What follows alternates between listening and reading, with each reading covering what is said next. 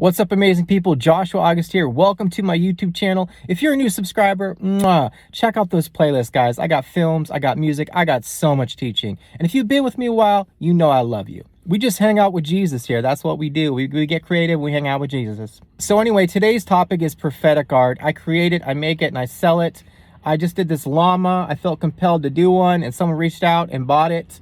And it's an original sketch, and you can get this for about $50, including shipping. It's original. I'll ship it right to you in the US. And also, if you're a new customer, new client, new friend, you'll get my biblical numerology book.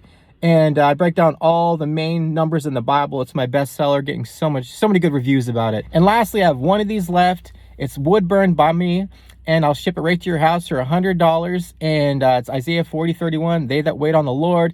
It's a beautiful piece of art. Or you can just contact me in the description or my email that's on the screen, and I'll create something original for you. I'll seek the Lord and just send something prophetic to your house. It'll be a lot of fun. But, you know, the first people in the Bible that the Holy Spirit came on were the artisans of the temple. Did you know that?